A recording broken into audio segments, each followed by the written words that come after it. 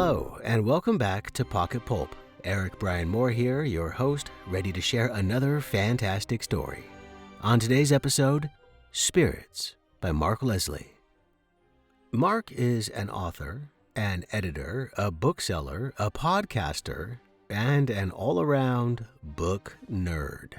He's been writing and sharing stories, often tales that aren't afraid to delve into the shadows, since he was young and fearful of the monster under his bed. For the record, he still checks just to make sure. You can find him online at www.markleslie.ca. Leslie spelled Leslie.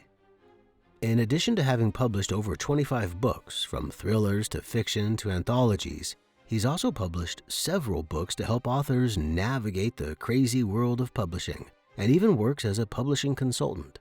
He also has a podcast called Stark Reflections, where, along with interviews with folks from both the traditional publishing and indie publishing communities, Mark shares his own personal experiences as a writer and industry consultant. And it's up to, I think, like 190 episodes, so there's a lot of great content there for authors. Of course, all the links for this stuff you can find on his site, or you can check out the links in the notes. And finally, you can follow Mark on Twitter at Mark Leslie. All right. If you like what we're doing here at Pocket Pulp, please rate, review, subscribe, and share. And now,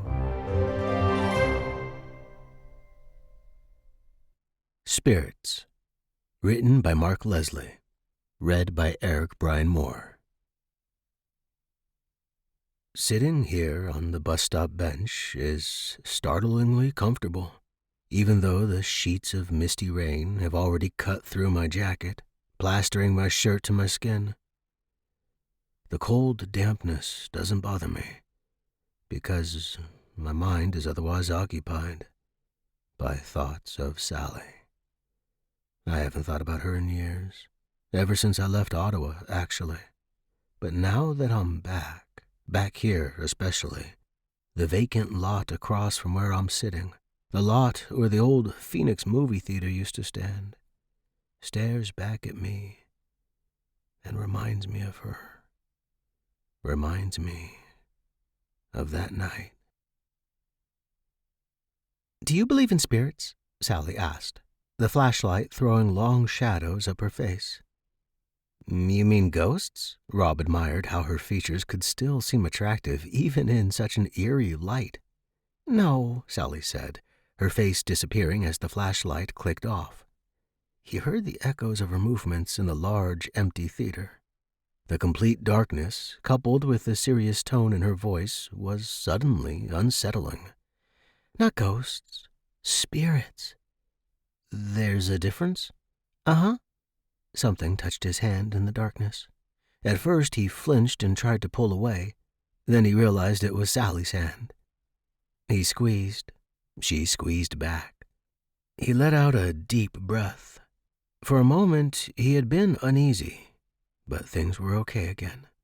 That's how their relationship seemed to work.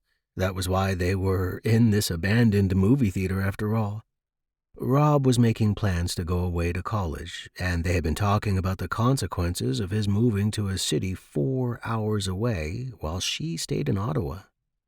They each got a bad feeling about being separated like that, and so they did what they usually did when they were having a minor crisis. They came to the place where they'd had their first date, the Phoenix. What they had meant to each other that evening of their first date, what their entire relationship meant, came back to them whenever they went inside. As corny as it had seemed to their friends, it had become a ritual that worked for them. Only now, the theater was closed down and boarded up. But they didn't let that stop them. It was exciting, actually. One of the things Rob had always liked about Sally was her sense of excitement, of adventure, her spirit, and she was definitely showing it tonight. sneaking to the back of the abandoned building in the middle of the night, climbing the fire escape to the roof, prying the old service door open and slipping inside, scrambling through the darkness with the light of a single flashlight beam to guide them, finding their way into the theater house, making out in the darkness. Yes, this was the gist of what Sally and Rob were all about. A ghost, Sally said, nestling herself onto Rob's lap, is a specter. It's supposed to represent the lost soul of someone who has died. Isn't that what a spirit is? It can be, but a spirit can also be something more. For example, take my teddy. Puffy Bear? Rob giggled. Yeah, now listen, I'm serious. Okay. I've had him ever since I was a baby, and I've always kept him close by. I talk to him, I sleep with him every night. Hey, I'm jealous. Shush. And I shower him with love and affection. So, well, some people believe that because I've spent so much time with him, because I've projected so many emotions and feelings onto him, that Puffy somehow absorbed it all and can feed it back to me. So you're saying that because you spent 18 years loving him, that Puffy, a stuffed animal, loves you? Sort of. Sally shifted in his lap, turning to face him in the darkness. When I'm sad or angry, I hold Puffy Bear, and he's able to make me feel better. I feel protected and safe whenever I hold him, because he provides me with a feeling of love and affection. An echo of the affection you've given him? Yeah. But this doesn't just happen with objects, she said.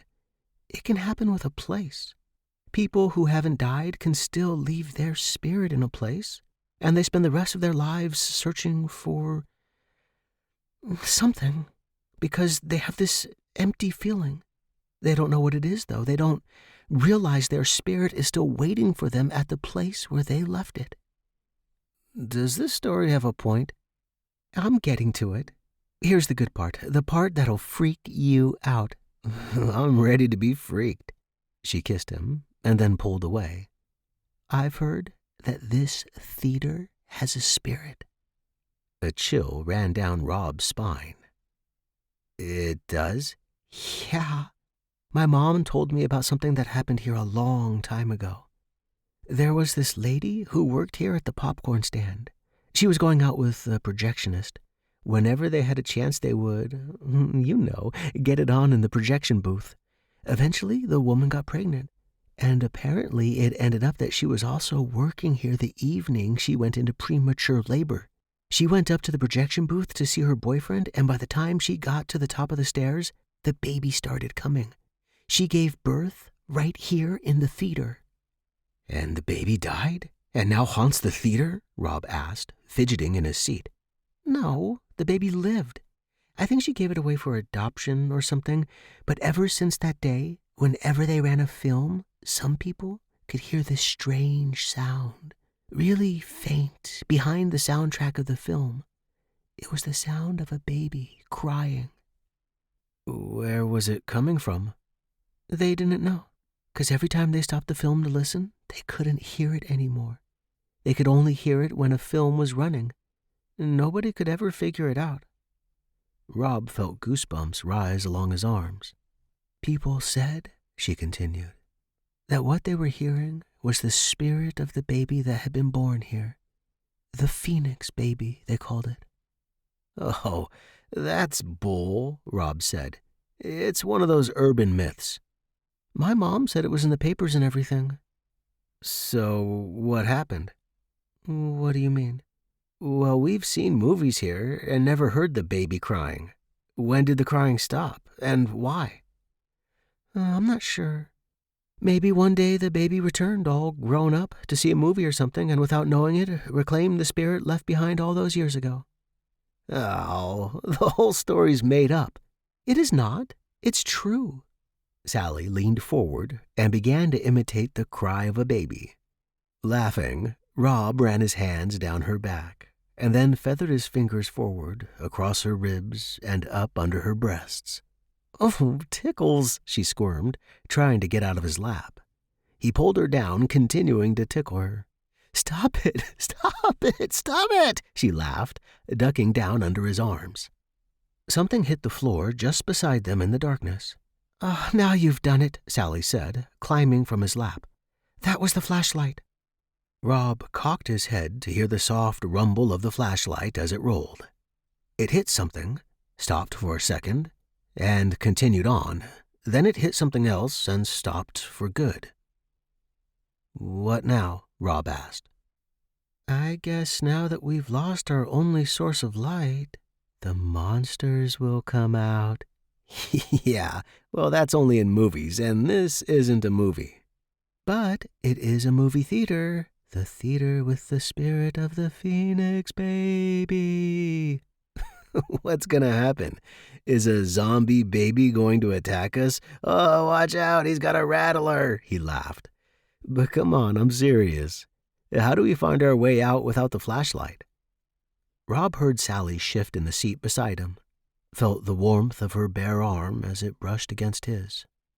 For an obscure moment, he had visions of the first time he'd brush his lips against her bare skin, and longed never to leave. "We could guess our way back out," she said, "or we could try to find the flashlight."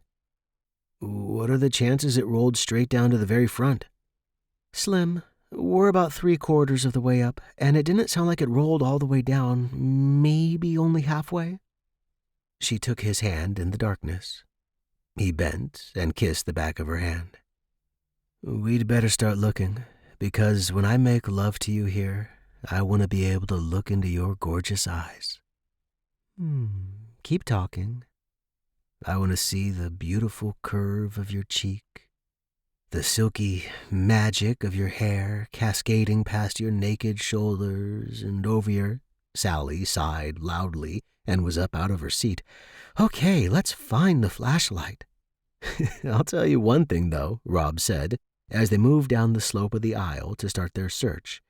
"I've never been bored on a date with you." "Thanks." "I've been horny, excited, stimulated, sometimes pissed off, lost, and trapped in the dark in an abandoned movie theater, but never bored." She pulled her hand away. "Jerk." "No, I mean it, Sally. As strange as the situation as we're in right now, I'm glad I'm in it with you. I'm glad we came here again. Being with you, no matter what we're doing, makes me realize you're very special. I can't imagine being without you when I go away to school. Sally, A loud crash echoed through the darkness. "What was that?" Sally whispered. Rob whipped his head around. "Where did it come from?" "I couldn't tell with the echo, but it sounded like something metal falling."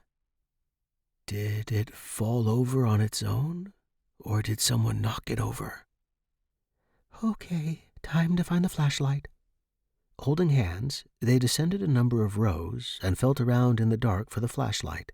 They worked methodically and quietly. When they'd checked 3 aisles, Sally spoke up. "Maybe it was nothing, Maybe a small animal knocked something over, rats or mice." His hand bumped against something. "Wait a second." "What, did you find it?" He wrapped his hand around the cylindrical object. The flashlight. He picked it up and stood. "Did you find it?" she asked again, grabbing his arm with both her hands. "Yeah," he said, and put his free arm around her. She hugged him back and then pulled away. "So?" Rob ran his hand along the plastic case of the flashlight. "Well," she said, "turn it on." "Well, I'm afraid to. What if I turn it on and it doesn't work? What if it broke when it hit the seats?" She grabbed it from him. "Don't say things like that. Jeez. Let's just turn it on and get out of here." "Well," Rob said. He waited a moment. It was still pitch black. "Well, turn it on." Her voice was solemn. "I just did." The distinct sound of a door slamming shut echoed through the theater.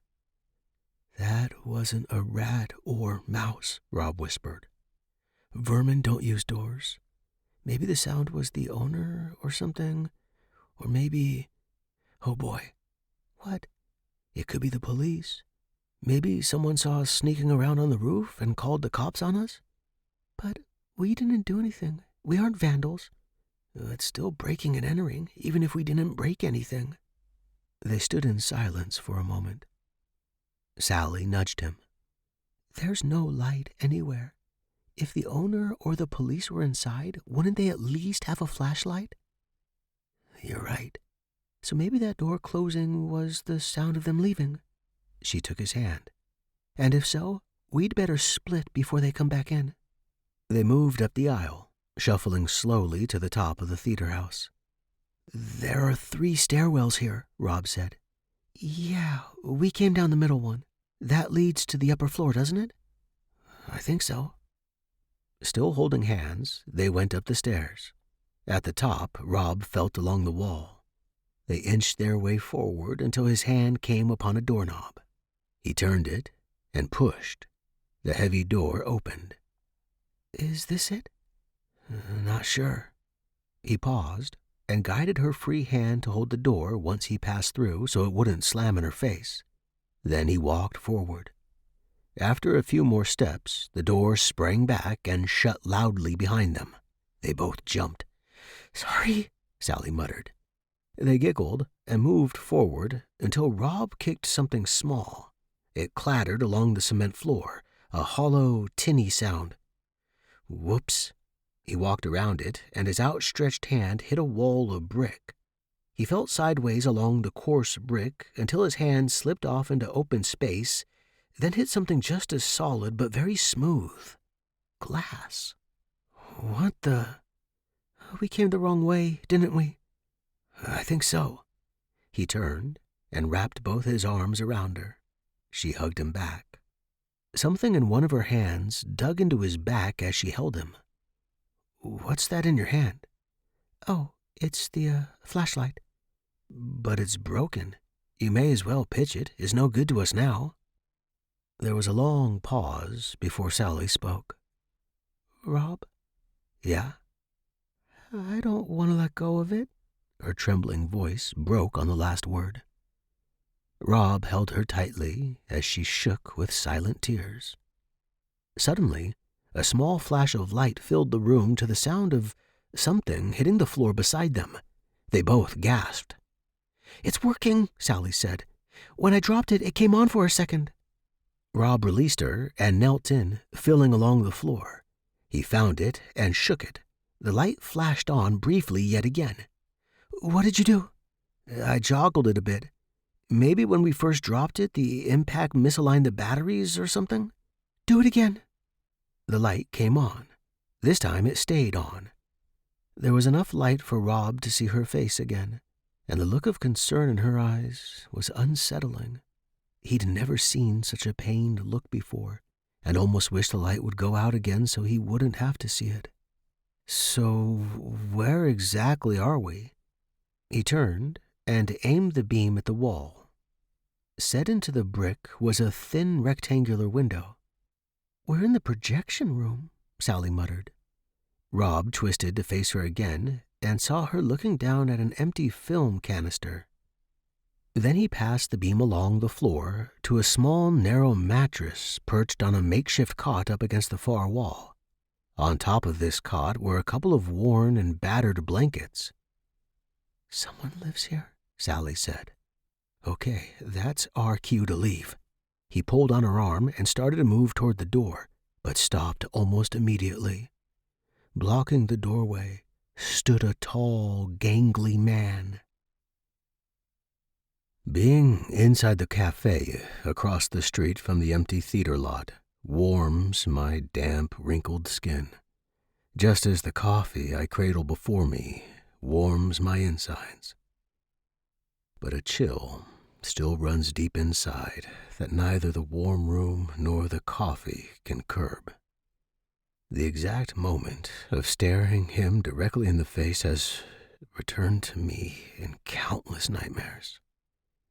I'd wake up screaming, covered in a cold sweat, with the image of those deeply shadowed eye sockets within which I could never make out the eyes. I always knew he was staring at me, though, staring right through me. But for the life of me, each time I dreamt of that pale, thin face and those hauntingly sunken eyes, I could never remember where he was from. It comes back to me now, though.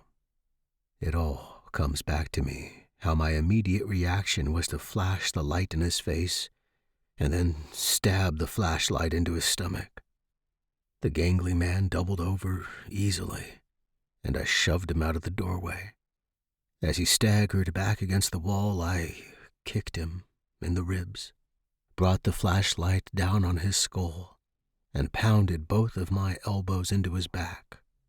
As he crumpled to the floor, I hauled Sally out of the doorway and past him. Both of us screaming, we somehow picked the right stairway and ran for the exit. The rest of that night is still a blur. But what happened between us next? That's all becoming startlingly clear. Why haven't you called? I've been busy. Look, Rob, I can't talk now. Sally, wait. The dial tone was his only answer. For the past 3 weeks, that had been the only type of answer she'd given him. A closed door, a dial tone, it was all the same. He wondered if it was because of his violent reaction to the stranger, and the fact both Sally and Rob were convinced that Rob's attack had seriously injured or killed him. He'd never behaved that way before, and had only done so that night out of self-defense and fear. After all, they had no idea what the stranger had intended to do to them.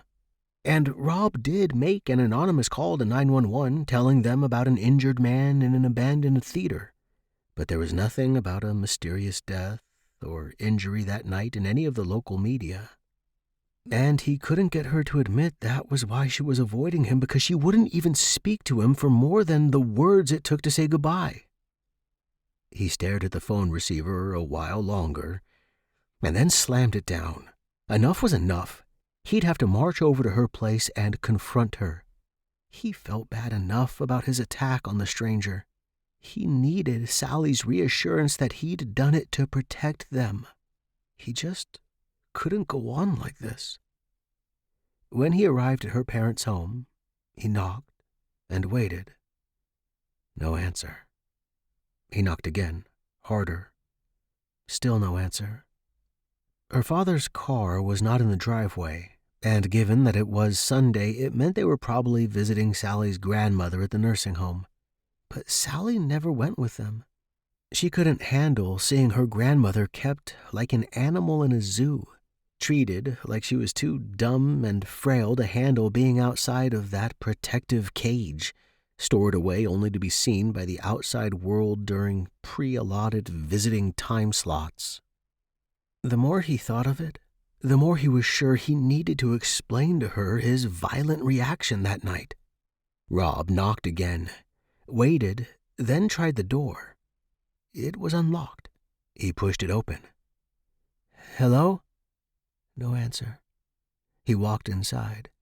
The house was quiet and very much like a museum, with its antique furniture, artwork, and sculptures, all lit with their own small sets of light. He'd never felt very comfortable in either the living room or dining room, and could never imagine having grown up in such a house. There were so many fragile-looking things to break. He looked across at the stairs, which led up to Sally's room, the only cozy room in the house.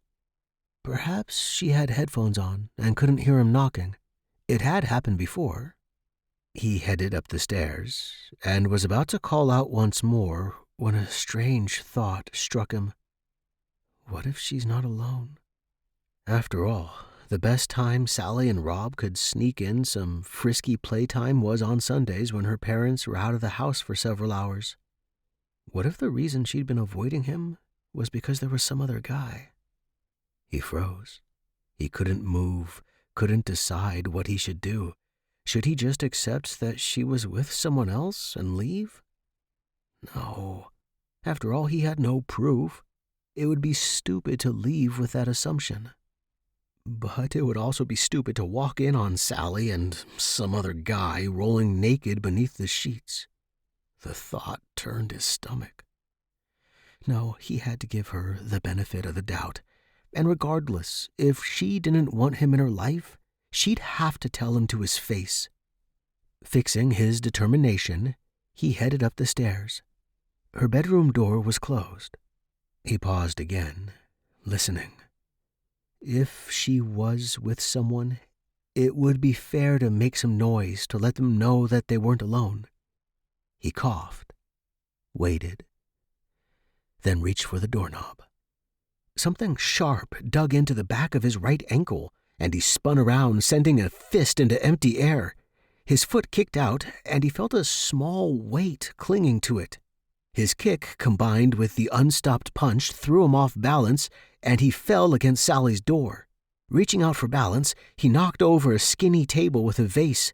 The vase broke as it hit the floor. The tiny furry thing attached to Rob's ankle released its hold and bolted down the stairs, letting out a high-pitched battle cry. Rob grabbed his ankle. "Cootie, you little bastard!" He shook his head while examining the tiny bite marks Cootie, Sally's cat, had left on his ankle. To Sally, the cat was loving and tender, existing only to rub against her and seek affection. But whenever Sally left the room, the cat had never once failed to assert hatred towards Rob. It glared at him, hissed at him, swiped at him, attacked his feet, almost as if it were jealous of Sally's affection for Rob. Discovering that his ankle wasn't bleeding, he got to his feet and stood in front of the bedroom door. Whatever had been going on in there, there had been plenty of warning to become presentable. He knocked, then opened the door. But there was nobody inside. Now he felt like he was trespassing. It seemed okay to enter the house when he thought someone was home and they just couldn't hear him knocking, but now it suddenly felt wrong. He walked over to her desk to find a piece of paper and a pencil. He'd leave a note explaining why he'd come, how he'd thought she was here, and how the vase in the hall had gotten broken. When he got to the desk, he paused. Something seemed different about her room. Sally's room had always been plastered with posters, clippings, photos, and mementos from her life, and they served to promote the variety of who she was. There were photos of the people in her life, postcards from family and friends around the world, ticket stubs from concerts she'd been to, even bus transfers from important bus rides she'd taken. And it had always fascinated Rob that a good way to decipher how Sally felt at any given time was to see what new items she had strewn about her desk, tacked to the bulletin board and taped to the edges of her dresser mirror. Sally always had something pinned, taped, or hanging in her room. But it was always varied. If you could call it anything, you'd have to call it eclectic. But now, only 3 weeks since he'd last been here, that was what was different. As Rob scanned the contents of the desk, the items stuck to her bulletin board, and the photos taped to her mirror, he found one thing in common. They all had something to do with the Phoenix. There were photos of both the outside and inside of the theater plastered all over her mirror. There was a floor plan of the entire building with specific sections marked off in red pen. He noted some of the headlines on photocopied newspaper articles from the early 50s. Cry of the Phoenix Baby. Phoenix Baby haunts patrons, mystifies police. Quickly scanning through the articles, Rob noted they verified the story Sally had told him that night in the theater. He flipped through the articles until he found another large headline dated almost 2 decades later. The crying at the Phoenix stops. The article explained that for no apparent reason, the crying simply ceased. There was a photo of a man standing near the projectors. The caption read, "Greg Bartholomew, projectionist at the Phoenix, ponders the mystery of the Phoenix Baby. I've never heard it myself since I just started working here, but I can't believe that all those people were just hearing things. Something strange had to have been going on." Rob stared at the photo again.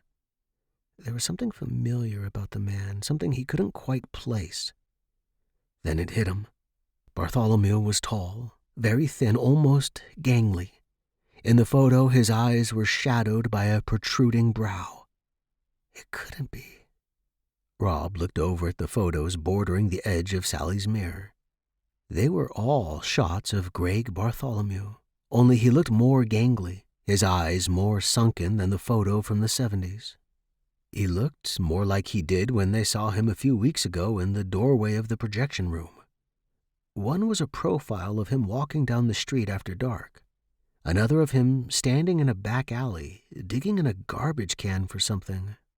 The third, taken almost straight on, was him leaning against a building, hand out, head down, begging. And all of the photos had that slightly blurry quality you see on candid tabloid shots. They were all taken at weird angles, as if from behind a parked car, around the corner of a building, or from a moving vehicle. Sally was obsessed with this man. What could she possibly be up to? "What are you doing here?" The words dug into him the same way Cootie's teeth had. Rob spun, and his jaw dropped open. He knew it was Sally, but she never looked like this. Never looked so worn and unconcerned about her appearance. Never looked so disheveled. It was as if she'd given up focusing on anything but the Phoenix and Greg Bartholomew.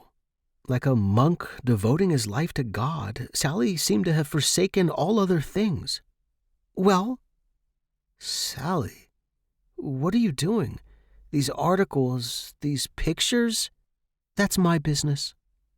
"Why haven't you talked to me? Why haven't you told me about any of this? God, I've been worried sick that I might have killed a man, and you couldn't tell me you have proof he's okay." "I told you I don't want to see you or talk to you. I told you to leave me alone." "Sally, please talk to me. I didn't mean to hurt him. It was Get out, Rob. I'm busy." "Busy with what? With stalking this man? What are you doing? He's a homeless bum. He's crazy." "He's not crazy. How do you know? He's the Phoenix baby." "What?" "He's the Phoenix baby. He left his spirit there when he was born. When he returned as an adult to work as the projectionist, the crying stopped. Don't you get it, Rob? Don't you understand? His only destiny was to return to the theater and reclaim his spirit. But now he's tied to that spot because his spirit is tying him there. He can't leave without leaving his spirit behind. He needs my help." "He needs to be locked away. He's nuts. He could hurt you, Sally. Don't go near him anymore. Stay away from him." "He won't hurt me," she said, and a strange look entered her eyes. "Sally, you don't love him, do you?" Her face paled at those words, but she said nothing. "You don't know what you're getting into. He could seriously hurt you." "The same way you hurt him. If I have anyone to fear right now, it's you." "You never let me explain. He's clouding your judgment. Please stay away from him and give me a chance to explain. Don't tell me what to do. Please, Sally. You need help. I need you to leave me alone." "Sally," Rob stepped toward her. She flinched as if she thought he would strike her, and that, more than any of her words, let him know that he'd lost her. He hung his head down and stepped back. "Rob, I have to do this. I must do this. I can't explain it, but I need you to leave." He turned and looked at Puffy sitting on her bed and taking in the entire scene. Take care of her, he thought to the bear. Fighting back tears, he walked past her, out of the room, out of her life, and never spoke with her since.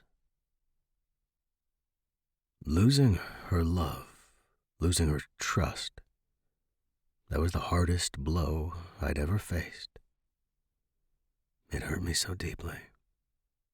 It still hurts. The waitress who just refilled my coffee can see my tears, but I don't care. The emotions come back with an incredible intensity as I sit here and remember in a silent reunion with the painful memories. Maybe that was why I blocked most of it out, chose not to remember. Maybe that was why I was never able to have a successful relationship with anyone since then. Maybe that was why my marriage failed after only 6 months. Perhaps I was afraid the best thing for any woman that I'd grown to care about was to leave her alone. Irrational, I know. But often your first important relationship affects the rest in the subtlest and most powerful ways. But now that I recall the scene in Sally's bedroom, the choice I made to leave her alone, I wonder if I really did the right thing. Should I have tried to help her? Should I have persisted? Whatever happened to her after that? And was it my fault? I kept tabs on her, very secretly, of course, the way the rejected party often does at the end of a relationship. I remember listening when a group of friends were talking about her and hearing stories that one day she'd simply disappeared, ran off somewhere, leaving a note to her parents to say goodbye. And I remember thinking it had been my fault. Why hadn't I helped her? Then again, I sometimes think perhaps she united with Greg Bartholomew. Maybe they were destined to be together. Maybe she nursed him back into society with her gentle, caring ways, and if that's what made her happy, then I guess it was for the best. But that still doesn't make it hurt any less. I grasp my coffee cup and gaze out into the rain. It's still misty, but easier to see through. As I stare at the empty lot where the theater used to be, I swear I can hear something. Crying. Even through the window, through the rain, across the street and over the sound of traffic, I can hear a soft crying. My eyes pierce the darkness of the lot, scan every corner until I see propped up against the north wall a pile of garbage from the furniture shop next door. Amidst the cardboard boxes and garbage bags, there's a thin, dark, human-shaped form. That small, thin shape huddled to fight the rain and the crying piercing my ears. Him. The building went down years ago, but he never left. He couldn't. His spirit tied him there. I pull a bill from my wallet and leave it on the table. Then I walk out of the cafe, instantly re-soaked, chilled. The crying is louder. Now I'm certain I'll finally get my answer. I cross the street, shivering and wet but not caring. I move past the bus stop, across the sidewalk, and approach the pile of garbage. The crying becomes an intense buzzing in my ears, a mantra that pulls me forward. The lone figure huddled there without protection from the elements seems to mock me, my life, all that I've taken for granted. Guilt courses through me again for remembering how I'd struck him that night years ago out of fear. And fear over what? A helpless, undernourished man living hand to mouth ever since the theater closed down? A man whose only home is now the discarded refuse of a retail outlet on a barren lot? I think I finally understand Sally's unselfish sense of compassion and duty. I take my jean jacket off and lay it on the still body. I stand, confused with the sound of crying ringing in my ears and a feeling of emptiness. For a second, I wonder if he's dead. But there is movement again. The body shifts, the head slowly turns up, the eyes meet mine. Then I realize it's her. My eyes fill with tears as Sally looks up at me. "I knew you'd eventually return, my love," she says weakly and smiles. In her eyes, I can see the response to all my questions, and my heart aches at the obvious answer and all the lost years. I drop to the ground and hold her. The crying stops. Thank you for joining us again this week. I hope you enjoyed Spirits by Mark Leslie. If you want to check out Mark and more of his work, check the links in the liner notes or head on over to his website, www.markleslie.ca. If you enjoy stories and would like to hear a new one each week, I'm assuming you do, please subscribe. And check us out on Facebook at Pocket Pulp, where we look forward to talking with and about the writers further.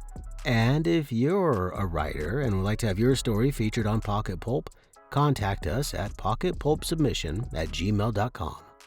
My name is Eric Brian Moore, Eric with a C, Brian with a Y, and you can follow me on Twitter at Eric Brian Moore or check out my website, ericbrianmoore.com. And as always, it's a pleasure to read you a story. Music by Bluemont Score and Eternal Producer from Pixabay. Thank you for joining us. I look forward to reading you another fantastic story next week.